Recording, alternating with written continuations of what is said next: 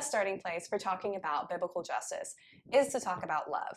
That's where the journey really started with me. So, story time. I grew up in the church. I had grown up with this belief that God loves the poor. Don't even know where I picked it up. It just seemed like something that we all kind of talked about without ever really talking about it. So because of that belief, I decided that what I was going to do with my life was to love what God loves. And if God loved the poor, he must want me to help solve issues of systemic poverty so that I could love the poor even better. So because of that belief, I had finished my undergraduate degree and I was planning on going back to graduate school so I could get some sort of fancy academic degree to help love the poor even better. So part of that journey, I went and I took a class at the London School of Economics because I wanted to research what are some of the best projects and programs in the world that are helping solve issues of systemic poverty. So during that summer, I was locked in a library, and one day I was carrying this giant stack of books in the library, and I had my mind full of statistics and numbers and all sorts of wonderful, logical, reasonable things. And as I was walking, I heard God speak so gently to my heart, "What do I say that I love?" And I stopped. And I was like, "God, I'm thinking about very important things right now. Why are you asking me about your feelings?" And I stopped and I was like, "What do you say that you love? Like, why are you asking me that? You must say you love the poor." And it hit me. I had been in church for my whole life, and in elementary school, I memorized so many Bible verses. I was like, "Well, I don't actually know where you say you love the poor. Let me think about that. There must be a verse in there." And I thought and I thought and I thought. And even though I memorized so many verses in elementary school, I couldn't think of a single one where God says that he loves the poor. The only verse that came to me was in Isaiah 61, where it says, "For I, the Lord, love justice." So I stopped and I was like, I think God is trying to challenge my assumptions about him loving the poor. And I decided, I was like, well, I thought I was doing this because I knew God and I knew what he loved. And obviously that's wrong. So being a level 10 nerd, I went home and I decided to actually look at what God says he loves in the Bible.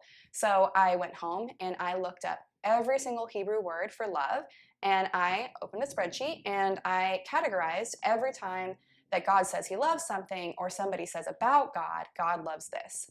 And I categorized them. And before that, I hypothesized, like, what would I think that God says he loves based on my, all of the years I spent in church. And I thought about it and I was like, God must say he loves something like obedience and mercy and children. Like, God must say he loves obedient, merciful, poor children, something like that. So I did the study, and I started it in the Old Testament. And God actually doesn't say that he loves a whole lot of things in the Old Testament. That was kind of surprising.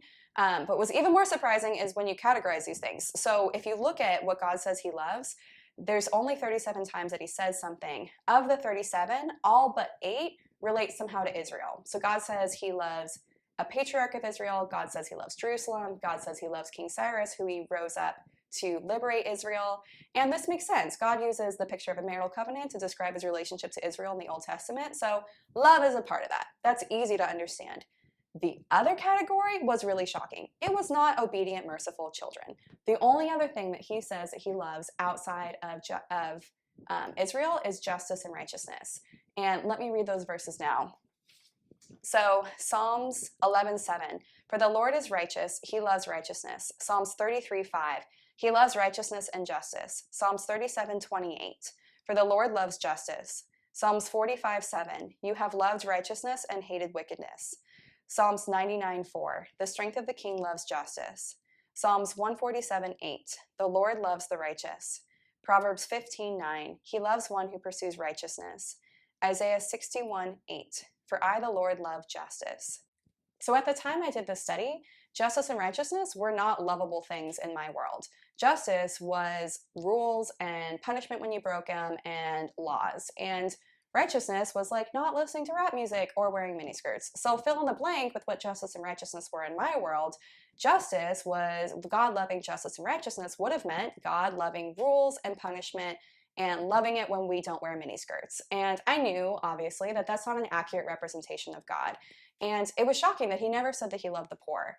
And I went back and I thought about it later, and I was like, oh, wait, God's love for us is eternal, and it's not based on something temporary like money. And so having more or less money does not make you more or less lovable. So less money does not make you more lovable. God loves us all, rich and poor. And so the poor don't have a special relationship to his love. They do have a special relationship to him in other ways, but they're not more lovable because they have less money. But I decided, so out of that, knowing, okay, God doesn't say he loves the poor. He does love justice and righteousness. I don't know what it looks like. I don't know what it means. Obviously, justice and righteousness in my world are not things that I think accurately represent the heart of God. So I decided walking away from this, I don't know what my career is going to be. I don't think I'm going to love the poor, but I want to love justice and righteousness. And I want to be able to say, no matter what my career or whatever I'm doing with my life is, I want to be able to say that I love what God loves and I hate what he hates. And obviously, if he loves justice and righteousness, then I want to learn what that justice and righteousness looks like.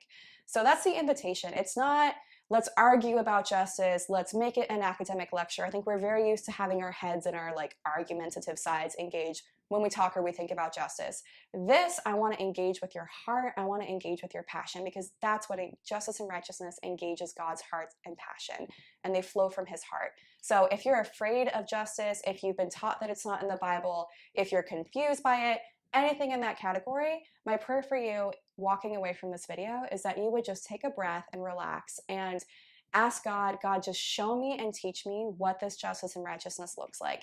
Teach me more about what it looks like to love it the way that you love it. Teach me what it looks like to reflect that into the world. We should be people of, when we call ourselves the people of God, we should be able to reflect what God loves into the world. So we're going to go on a journey more to learn, what does this justice and righteousness mean and where does it look like?